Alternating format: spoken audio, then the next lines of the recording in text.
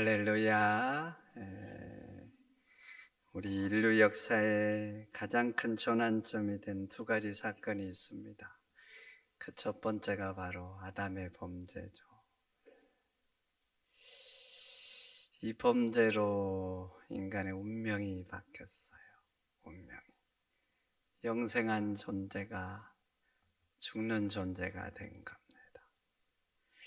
이 범죄가 없었다 그러면 인간도 천사들처럼 병들지도 않고 늙지도 않고 영원히 사는 존재였을 텐데 죽는 존재가 되고 마는 거예요. 그리고 이 범죄로 하나님 주신 그 무한한 복락들 상실하고 만 거예요.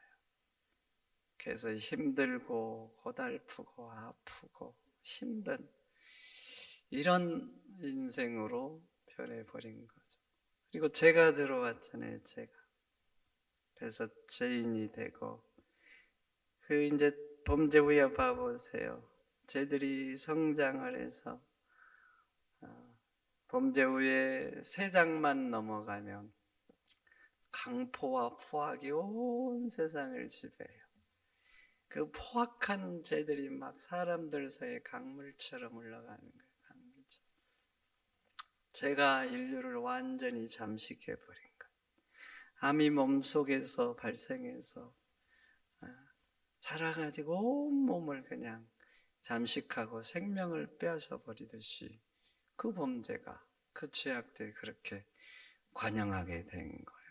그래서 여러분들이 잘 아는 노아 홍수 사건이 일어난 거예요. 그래서 창세기 3장의 아담의 범죄는요, 인류 역사상에 가장 슬프고 아프고 안타까운 사건이죠.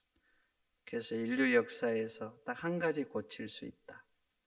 딱 한 가지 고칠 수 있다. 망설이지도 말고 여기를 고쳐야 돼. 그리고 두 번째 전환점이 된 사건이 있는데 바로 하나님이 인간이 되신 사건이에요. 하나님이 인간이 되신 것.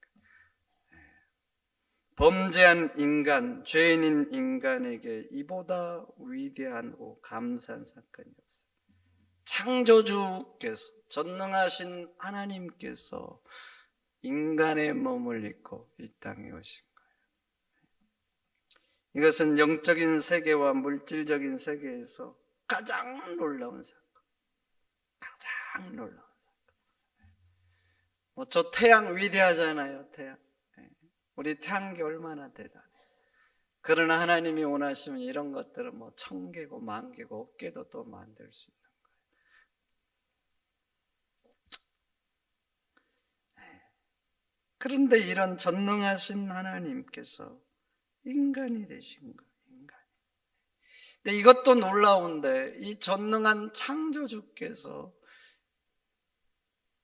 온갖 모욕과 수치와 고통을 당하고 십자가를 지신 거예요. 십자가.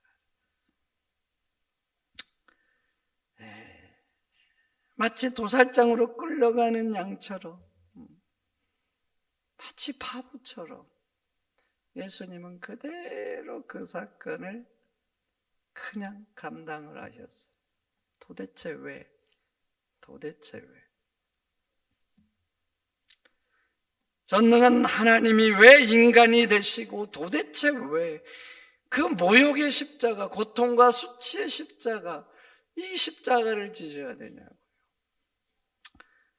김석준 씨의 누구를 위함인가 찬양 잘 아시죠? 머리에 가시 면류관 어찌에 쓰셨는가?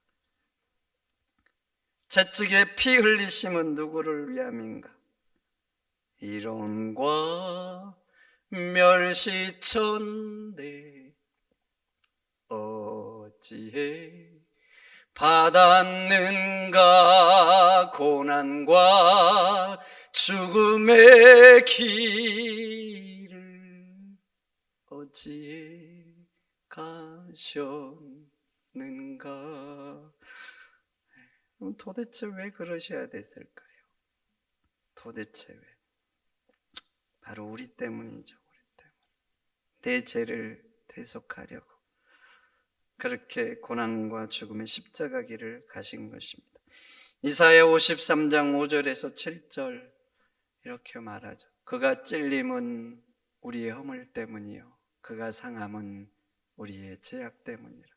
그가 징계를 받음으로 우리는 평화를 누리고 그가 채찍에 맞음으로 우리는 나음을 받았다. 우리는 다 양 같아서 그릇 행하여 각기 제 길로 갔거늘 여호와께서는 우리 모두의 죄악을 그에게 담당시키셨도다. 그가 곤욕을 당하여 괴로울 때에도 그의 입을 열지 아니하였으며 마치 도수장으로 끌려가는 어린 양과 털 깎는 자 앞에서 잠잠한 양같이 그의 입을 열지 아니하였도다. 우리 때문이라는 거, 우리 때문.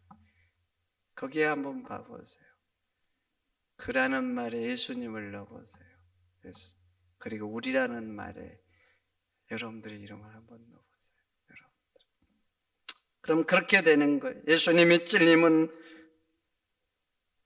통보기의 허물 때문이요 예수님이 상함은 동복이의 죄악 때문이요 예수님이 징계를 받음으로 동복이가 평화를 누리고 예수님이 채찍에 맞음으로 동복이는 나음을 받았다. 동복이는 양 같아서 그릇 행하여 제 길로 갔거늘 여호와께서는 동복이의 모든 죄악을 예수님께 담당시키셨도다. 예수님은 곤욕을 당하여 괴로울 때에도 예수님의 입을 열지 아니하였으며 마치 도술장으로 끌려가는 어린 양과 털 깎는 자 앞에서 잠잠한 양같이 그의 입을 열지 아니하였도다. 여러분, 그래요. 전능하신 하나님이 나 때문에 그 모욕과 고통의 십자가를 지시고 죽으신 거예요. 그래서 우리가 다시 영생을 얻는 거예요. 다시 하나님의 자녀가 되고 에덴보다 더 좋은 천국을 상속받게 된 겁니다. 그래서 죄로 인해서 영벌에 처한 인간에게 가장 큰 전환점, 가장 큰 감사, 가장 큰 은혜는요 바로 십자가 사건이에요. 십자가 사건. 그래서 기독교의 복음 말이죠. 기독교의 복음은 십자가 복음이에요. 복음이라는 게 뭐 기쁜 소식이잖아요. 근데 십자가는 말도 안 되는 사건이거든요. 잔인한 사연들. 그런데 신기하게 기독교의 복음은 다른 복음이 아니에요. 십자가의 복음. 아멘입니까? 여러분, 그래요. 삼위일체 되신 하나님이셨지만 나를 위해서 십자가를 지신 거예요. 그러니 여러분들도 주님이 맡기신 십자가 지시기를 축원드립니다. 십자가를 졌기 때문에 구원이 왔잖아요. 십자가를 졌기 때문에 생명이 다시 일어나. 우리도 마찬가지예요. 십자가를 져야 생명의 역사가 일어납니다. 십자가를 져야 사단의 권세가 깨지고 어둠이 물러가는 거예요. 십자가를 져야 다시 하나님의 나라가 이 땅에 세워지는 거예요. 그러니 주님이 맡기신 십자가 기꺼이 지시기를 축원드립니다. 오늘 본문 보세요. 예수님이 나귀를 타고 예루살렘에 입성하셨어요. 왜 나귀를 타고 입성하시는 거예요? 뭐 하시려고? 십자가를 지시려고. 그런데 백성들은 예수님이 예루살렘에 오신다는 소식을 듣고 구름처럼 몰렸어요. 요한복음 12장에 오늘 본문과 똑같은 상황이 나는데 큰 무리가 종려나무를 가지고 나와서 맞이했다 그래요. 오늘 본문도 봐보세요. 예수님이 나귀 새끼를 타고 오니까 8절 많은 사람들이 자기 겉옷을 길에 펴입니다. 겉옷을 펴요. 여러분, 고대 옷이라는 게 얼마나 귀해요. 얼마나. 여러분 기억하시죠? 예수님 십자가에 돌아갈 때 그 군병들이 예수님 옷 서로 차지하려고 나누려다가 제비 뽑았잖아요. 그렇게 귀해요. 그리고 유대인들이 얻는 겉옷은 말이죠, 가난한 사람들에게 밤이면 이불이고 또 최후의 담보물이에요. 최후의 담보. 그때 사람들이 자기 겉옷을 땅에 깔은 거예요. 그리고 그 다음 보세요. 많은 사람들은 뱃나무를 가지고 길에 폈다 그래요. 그리고 9절에 보면 앞에 가고 뒤에 가면서 다른 사람들이 소리를 쳤어요. 호산나, 호산나, 호산나. 호산나가 뭐예요? 호산나. 구원을 간청하는 거예요. 구원과 간청이 두 단어가 들어있어요. 이 호산나 소리. 그러니까 구원해달라는 간청. 우리를 구원해달라고. 우리를 구원해달라고. 호산나, 호산나. 마태복음 21장에는요, 이 소리가 얼마나 컸던지 온 성이 소동했다 그래요. 온 성이. 그럼 한번 봐보세요. 왜 이들이 지금 온 성이 소동할 정도로 예수님을 환영할까요? 왜 그럴 것 같아요? 예수님 소문을 들은 거예요. 예수님이 입성하기 전에 어떤 일을 하셨어요? 베다니에서 죽은 지 4일이나 된 나사로를 살리셨어요. 무려 4일 죽었어요. 4일. 그런데 그 나사로를 살린 거예요. 소문이 쫙 퍼졌어요. 예루살렘까지 퍼진 거예요. 그래서 많은 어떤 유대인들이 그 살아난 나사로를 보려고 베다니에 갔다 그래요. 그 소문만 들었겠습니까? 그 소문만. 무리를 걸었던 소문들, 온갖 불치 질병을 고쳤던 소문도 들었어요. 오병이의 소문도 들었어요. 오병이의 소문을 들을 때 백성들이 어떻게 했어요? 예수님을 찾아다녔어요. 왜 찾아다녔나요? 왕으로 삼으려고. 왕으로. 이분이 우리 왕이 되면 우리 먹고 사는 문제는 해결되겠구나. 그래서 찾았어요. 그런데 지금 백성들이 그런 거예요. 소문을 들은 거예요. 그래서 생각한 거예요. 이분이 우리의 왕이 되시면 우리가 먹고 사는 문제 해결할 수 있겠구나. 우리 인생 문제 해결할 수 있겠구나. 우리 민족도 다시 다윗과 솔로몬처럼 번성할 수 있겠구나. 그래서 예수님이 오신다는 소식을 듣고 겉옷을 편 거예요. 호산나! 우리를 구원하라고. 호산나. 여러분, 바리새인들이 처음부터 예수님을 배척한 게 아니에요. 처음에는 굉장히 좋아하고 따랐어요. 왜 그런지 아세요? 기적을 행하는 예수님 보면서 혹시나 한 거예요. 자신들이 기다리는 메시아인가 혹시나. 오랫동안 유태인들 예수님 메시아 기다렸잖아요. 오랫동안 기도하고. 그런데 그들이 기다리는 메시아는요, 작은 나귀 새끼를 타고 십자가를 져야 되는 그런 메시아가 아니에요. 인생의 문제를 해결해 줄 메시아, 로마의 압제로부터 해방시키고 다시 강성한 민족을 만들 메시아를 기다린 거예요. 그런데 예수님을 만나고 보니까 이런 기대와는 자꾸만 반대로 가는 거예요. 그래서 예수님과 멀어지고 결국 배척하고 만 거예요. 그런데 지금 이들 봐보세요. 환영하는 사람들은 강력한 메시아를 기다린 거예요. 나귀 새끼를 타고 입성하는데 마치 백마를 타고 위대한 전쟁에서 승리한 왕을 맞이한 것처럼 호산나 하면서 종려나무를 흔들고. 그러니까 이들도 잔뜩 기대한 거예요. 야, 이분이 우리의 왕이 되시면 우리가 먹고 사는 문제 해결할 수 있겠구나. 인생의 문제도 해결할 수 있겠구나. 우리가 다시 강성한 나라를 만들 수 있겠구나. 그러니 지금 이들이 기대하는 메시아는 십자가를 지시는 메시아가 아닌 거예요. 십자가를 지시는 메시아. 그럼 여러분들한테 물어보고 싶어요.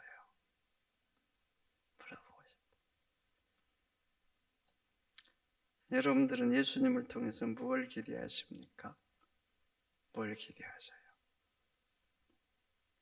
뭘 기대하시면서 예수님을 따르시냐고. 예수님 덕에 더 잘 살고 더 많이 갖고 더 높은 자리 가고 예수님 덕에 자식들의 문제도 내 인생의 문제도 해결하고. 그래서 예수님을 따르십니까? 그래서 예수님은 근데 자기를 따르는 제자들과 무리들에게 분명히 말씀하셨어요. 마가복음 8장 34절. 누구든지 나를 따라오려거든 자기를 부인하고 자기 십자가를 지고 나를 따를 것이니라. 여러분 보세요. 누구든지입니다. 누구든지. 나는 제외하고가 아니에요. 누구든지 예수님을 따르는 데는 자기 부인이 필요해요. 그리고 십자가를 지고 따르라는 거예요. 그래서 신앙의 길은 넓은 길 아닙니다. 결코 넓은 길이 아니라 좁은 길이에요. 좁은 길. 고난의 길이고. 여러분 대충 믿는 건 쉬워요. 대충 믿는 건. 적당히는 쉬워요. 적당히. 그러나 제대로 믿는 건 결코 쉽지 않아요.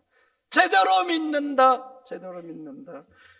때로는 다니엘처럼 자기의 성공 포기해야 될 때도 있고, 다니엘의 친구 사드락과 메삭과 아벳느고처럼 자기 생명을 걸어야 될 때가 있어요. 제대로 믿는 건 그래요. 제대로. 때로는 봐보세요. 내가 하나님의 자녀로서 하나님 말씀을 한 말씀이라도 제대로 지키려고 해보세요. 제대로 물러서지 않고, 이래서 안 돼 저래서 안 돼 타협하지 않고 제대로 한 말씀만 지키려고 해도 내 인생을 걸어야 될 때가 있어요. 내 인생을 참고 손해보고 아픔을 견뎌야 될 때가 있는 거예요. 견뎌야 될 때가.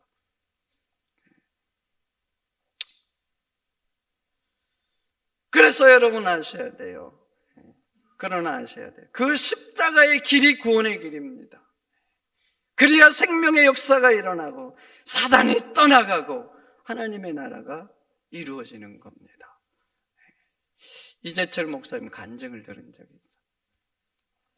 저는 이분이 어릴 때부터 목사가 되려고 한 줄 아니래요. 모태신앙이에요. 나이가 먹고 결혼하고 교회 다니니까 집사 되고 이랬어요. 근데 결혼하고도 술을 너무나 좋아했대요. 술. 그래서 친구들 만나면 술 친구는 2시도 3시도 이렇게 새벽까지 막 먹은 적이 종종 있대요. 술을 먹으면 자기 아내를 불러냈대요. 자기 아내가 성악을 전공했대요. 와서 노래하라고. 이재철 목사님 말은 자기가 객기 부리려고 그랬다. 내 아내를 불러내면 2시가 됐든 3시가 됐든 와서 노래를 불렀대요. 그리고 이제 집에 들어가잖아요. 그렇게 이제 아내가 불러내지 않고, 그러니까 술 먹다가 어쩔 때 집에 들어가면 2시가 되든 1시가 되든 초인종을 눌렀대요. 초인종. 아내를 깨워서 아내가 문을 열어주면 들어갔대요. 그리고 항상 밥을 차리라고 했대요. 밥을. 아내는 한 번도 거절을 않고 항상 밥을 정성껏 차려줬대요. 어느 날 또 술을 진창 먹고 새벽 2, 3시인가 이게 들어갔대요. 그날 초인종을 누르려다가 그냥 호주머니 손을 넣는데 열쇠가 잡히더래요. 그래서 그날은 문을 끌고 들어갔대요. 현관을 지내서 방문을 열었는데 스탠드 불이 켜져 있더래요. 아내가 엎드려 있더래요. 보니까 자고 있더래요. 근데 그 머리맡에 노트가 있더래요. 노트. 보니까 눈물이 뚝뚝 떨어져서 얼룩진 노트. 그래서 그 노트를 들었대요. 그날 적은 마지막 페이지에 이렇게 적혀 있더래요. 오늘 또 나는 버스를 타고 외곽으로 나갔다. 그리고 한없이 걸으면서 생각했다. 어떻게 죽을까? 약을 먹고 죽을까? 손을 그어서 죽을까?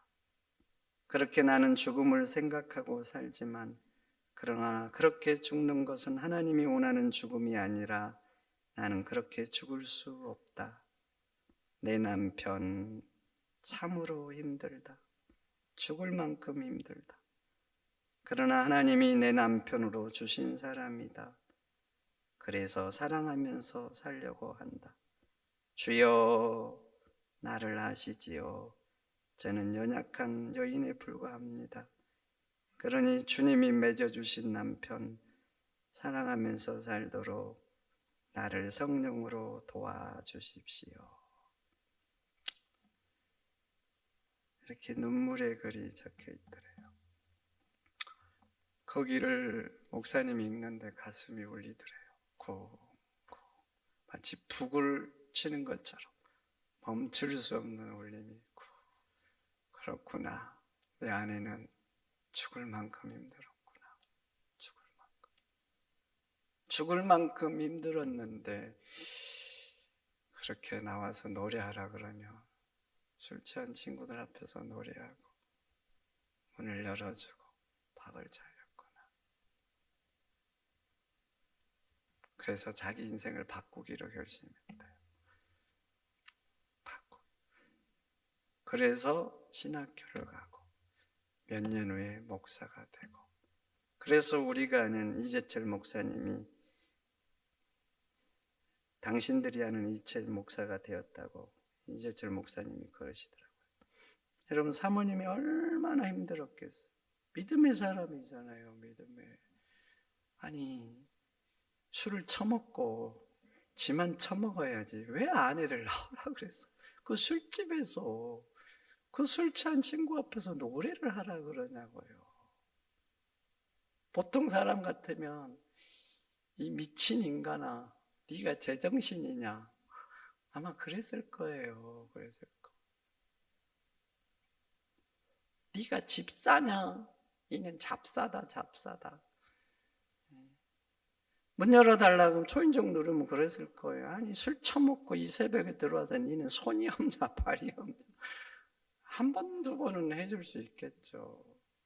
밥 차리라고 뭘 하겠어요? 지금 뭐 하는 짓이냐고. 뭐 하는 짓이냐고. 그러지 않았겠어요.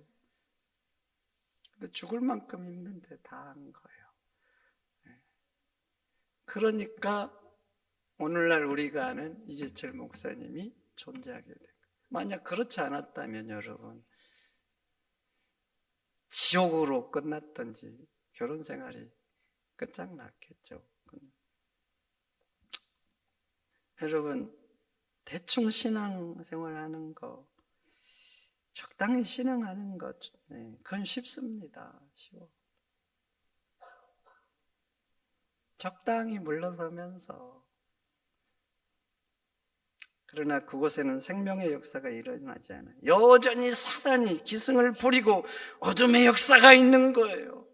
대충 믿는 곳에는 10년 가고 20년 가도 강력한 생명의 역사 일어나지 않습니다. 안 일어나요.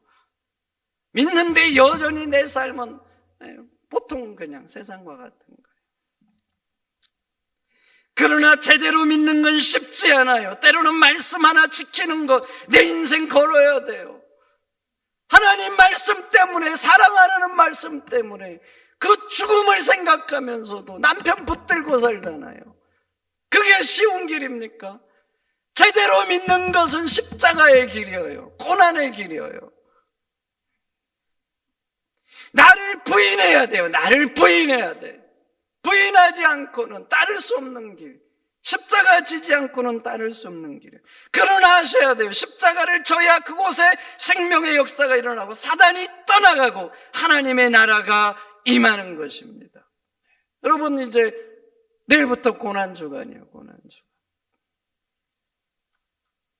한번 생각해 보세요. 나는 정말로 예수님을 따르는 제자인가? 나는 예수님 때문에 무엇을 기대하는가? 무엇을 기대하는지. 과연 주님이 나에게 주신 십자가 내가 지면서 따르고 있는가? 따르고 있는가? 마음에 새기시기를 축원드립니다. 그래서 정말 예수님 말씀처럼 내게 주신 십자가 외면하지 않고 그 십자가 지고 예수님을 따라가는 참된 제자가 되시기를 축원드립니다. 축원드립니다.